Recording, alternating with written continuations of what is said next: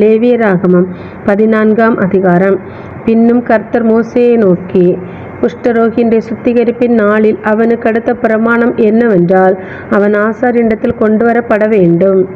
ஆசாரியன் பாளையத்துக்கு புறம்பே போய் குஷ்டரோகியின் குஷ்ட வியாதி சொஸ்தமாயிற்று என்று கண்டால், சுத்திகரிக்கப்பட வேண்டியவனுக்காக உயிரோடு இருக்கும் சுத்தமான 2 குருவிகளையும் கேதுரு கட்டையையும் சிவப்பு நூலையும் ஈசோப்பையும் வாங்கி வர கட்டளையிட கடவன்.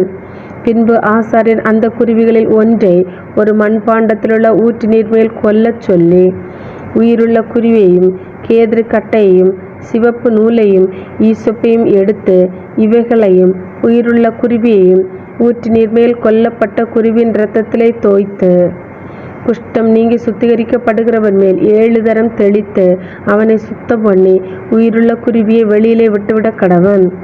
சுத்திகரிக்கப்படுகிறவன் தன் வஸ்திரங்களை தோய்த்து தன் மயிர் முழுவதையும் சிரைத்து தான் சுத்தமாகும்படி ஜலத்தினால் ஸ்நானம் பண்ணி பின்பு பாளையத்தில் பிரவேசித்து தன் கூடாரத்துக்கு புறம்பே 7 நாள் தங்கி 7ஆம் நாளிலே தன் தலையையும் தாடியையும் புருவங்களையும் தன்னுடைய மயிர் முழுவதையும் சிரைத்து தன் வஸ்திரங்களை தோய்த்து ஜலத்தில் ஸ்நானம் பண்ண வேண்டும். அப்பொழுது சுத்தமாயிருப்பான்.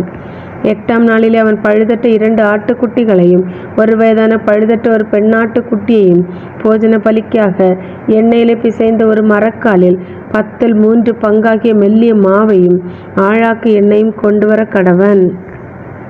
சுத்திகரிக்கிற ஆசாரியன் சுத்திகரிக்கப்படும் மனிதனையும் அவ்வஸ்துக்களையும் ஆசரிப்பு கூடார வாசலிலே கர்த்தருடைய சந்நிதியில் நிறுத்த கடவன். பின்பு ஆசாரியன் ஒரு ஆட்டுக்குட்டியை பிடித்து அதையும் அந்த ஆழாக்கு எண்ணெயையும் குற்ற நிவாரண பலியாக கொண்டு வந்து கர்த்தருடைய சந்நிதியில் அசைவாட்டும் பலியாக அசைவாட்டி, பாவ நிவாரண பலியும் சர்வாங்க தகன பலியும் இடும் பரிசுத்த ஸ்தலத்திலே அந்த ஆட்டுக்குட்டியை கொல்ல கடவன். குற்ற நிவாரண பலி பாவ நிவாரண பலியைப் போல ஆசாரியனுக்கு உரியது, அது மகா பரிசுத்தமானது. அந்த குற்ற நிவாரண பலியின் இரத்தத்தில் ஆசாரியன் கொஞ்சம் எடுத்து சுத்திகரிக்கப்படுகிறவன் வலது காதின் மடலிலும் அவன் வலது கையின் பெருவிரலிலும் வலது காலின் பெருவிரலிலும் பூசக்கடவன். பின்பு ஆசாரியன் அந்த ஆழாக்கு எண்ணெயிலே கொஞ்சம் தன் இடது கையில் வார்த்து தன் இடது கையிலுள்ள எண்ணெயில் தன் வலது கையின் விரலை தோய்த்து தன் விரலினால் 7 தரம் அந்த எண்ணெயில் எடுத்து கர்த்தருடைய சந்நிதியில் தெளித்து, தன் உள்ளங்கையில் இருக்கிற மீதியான எண்ணெயிலே கொஞ்சம் எடுத்து சுத்திகரிக்கப்படுகிறவன் வலது காதின் மடலிலும் அவன் வலது கையின் பெருவிரலிலும் வலது காலின் பெருவிரலிலும் முந்த பூசி இருக்கிற குற்ற நிவாரண பலியின் இரத்தத்தின் மேல் பூசி, தன் உள்ளங்கையில் இருக்கிற மீதியான எண்ணெயை சுத்திகரிக்கப்படுகிறவன் தலையிலே வார்த்து கர்த்தருடைய சந்நிதியில் அவனுக்காக பாவ நிவர்த்தி செய்ய கடவன். ஆசாரியன் பாவ நிவாரண பலியையும் செலுத்தி சுத்திகரிக்கப்படுகிறவனின் தீட்டு நீங்க அவனுக்கு பாவ நிவர்த்தி செய்து பின்பு சர்வாங்க தகன பலியை கொன்று சர்வாங்க தகன பலியையும் போஜன பலியையும் பலிபீடத்தின் மேல் வைத்து அவனுக்காக பாவ நிவர்த்தி செய்ய கடவன். அப்பொழுது அவன் சுத்தமாயிருப்பான். அவன் இம்மாத்திரம் செய்ய திராணியற்ற தரித்திரனாய் இருந்தால் அவன் தன் பாவ நிவர்த்திக்கென்று அசைவாட்டும் குற்ற நிவாரண பலியாக ஒரு ஆட்டுக்குட்டியையும் போஜன பலிக்கு எண்ணெயில் பிசைந்த ஒரு மரக்கால் மெல்லிய மாவிலே 10 பங்கையும் ஆழாக்கு எண்ணெயையும் தன் திராணிக்கு தக்கபடி 2 காட்டு புறாக்களையாவது 2 புறா குஞ்சுகளையாவது ஒன்று பாவ நிவாரண பலியாகவும் மற்றொன்று சர்வாங்க தகன பலியாகவும் செலுத்தும்படி வாங்கி தான் சுத்திகரிக்கப்படும்படி 8ஆம் நாளில் ஆசரிப்பு கூடார வாசலிலே கர்த்தருடைய சந்நிதியில் ஆசாரியனிடத்துக்கு கொண்டு வருவானாக. அப்பொழுது ஆசாரியன் குற்ற நிவாரண பலிக்குரிய ஆட்டுக்குட்டியையும் அந்த ஆழாக்கு எண்ணெயையும் வாங்கி கர்த்தருடைய சந்நிதியில் அசைவாட்டு போஜன பலியாக அசைவாட்டி, குற்ற நிவாரண பலிக்கான அந்த ஆட்டுக்குட்டியை கொன்று குற்ற நிவாரண பலியின் இரத்தத்தில் கொஞ்சம் எடுத்து சுத்திகரிக்கப்படுகிறவன் வலது காதின் மடலிலும் அவன் வலது கையின் பெருவிரலிலும் வலது காலின் பெருவிரலிலும் பூசி அந்த எண்ணெயிலே கொஞ்சம் தன் இடது கையில் வார்த்து தன் இடது கையிலுள்ள எண்ணெயிலே தன் வலது விரலை தோய்த்து கர்த்தருடைய சந்நிதியில் 7 தரம் தெளித்து தன் உள்ளங்கையில் இருக்கிற எண்ணெயில் கொஞ்சம் எடுத்து சுத்திகரிக்கப்படுகிறவன் வலது காதின் மடலிலும் அவன் வலது கையின் பெருவிரலிலும் வலது காலின் பெருவிரலிலும் குற்ற நிவாரண பலியின் இரத்தம் பூசி இருக்கிற இடத்தின் மேல் பூசி தன் உள்ளங்கையில் இருக்கிற மற்ற எண்ணெய் சுத்திகரிக்கப்படுகிறவன் தலையின் மேல் அவனுக்காக கர்த்தருடைய சந்நிதியில் பாவ நிவர்த்தி செய்யும்படி தடவி, பின்பு அவன் தன் திராணிக்கு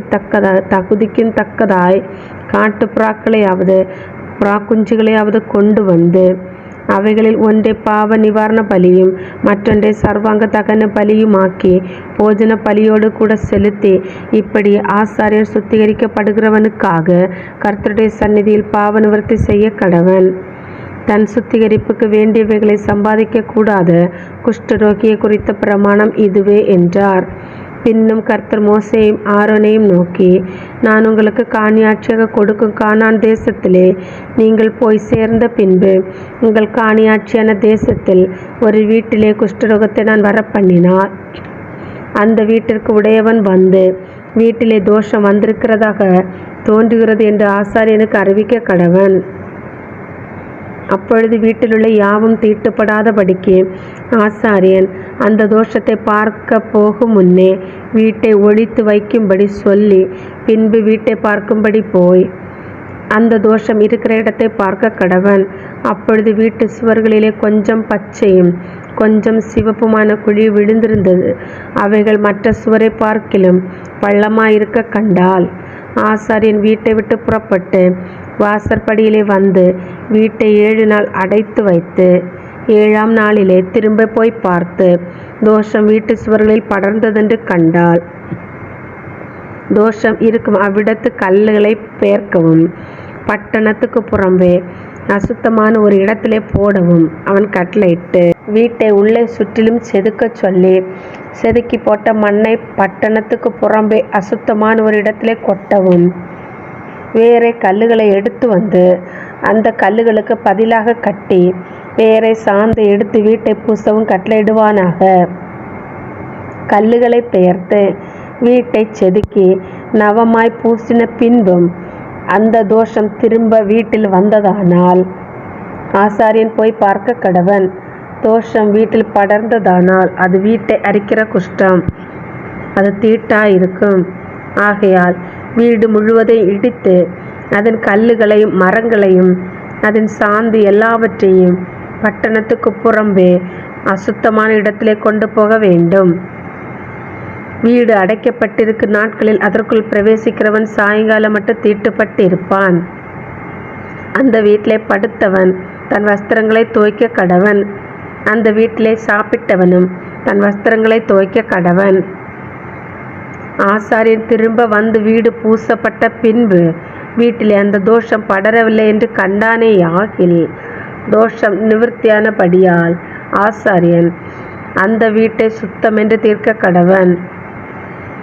அப்பொழுது வீட்டிற்கு தோஷம் கழிக்க 2 குருவிகளையும் கேதுரு கட்டையையும் சிவப்பு நூலையும் ஈசோப்பையும் எடுத்து ஒரு குருவியை ஒரு மண்பாண்டத்தில் உள்ள ஊற்று நீரின் மேல் கொன்று, கேதுரு கட்டையையும் ஈசோப்பையும் சிவப்பு நூலையும் உயிருள்ள குருவியையும் எடுத்து இவைகளை கொல்லப்பட்ட குருவின் இரத்தத்திலும் ஊற்று நீரிலும் தோய்த்து வீட்டின் மேல் 7 தரம் தெளித்து, குருவின் இரத்தத்தினாலும் ஊற்று நீரினாலும் உயிருள்ள குருவியினாலும் கேதுரு கட்டையினாலும் ஈசோப்பினாலும் சிவப்பு நூலினாலும் வீட்டிற்கு தோஷம் கழித்து, உயிருள்ள குருவியை பட்டணத்துக்கு புறம்பே வெளியிலே விட்டுவிட்டு இப்படி வீட்டிற்கு பிராயசித்த சேக்கடவன்.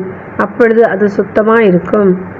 இது சகலவித குஷ்டரோகத்துக்கும் சொறிக்கும் வஸ்திர குஷ்டத்துக்கும் வீட்டு குஷ்டத்துக்கும் தடிப்புக்கும் அசருக்கும் வெள்ளைப்படருக்கும் அடுத்த பிரமாணம். குஷ்டம் எப்பொழுது தீட்டுள்ளது என்றும் எப்பொழுது தீட்டில்லாதது என்றும் தெரிவிப்பதற்கு குஷ்டரோகத்துக்கு அடுத்த பிரமாணம் இதுவே என்றார்.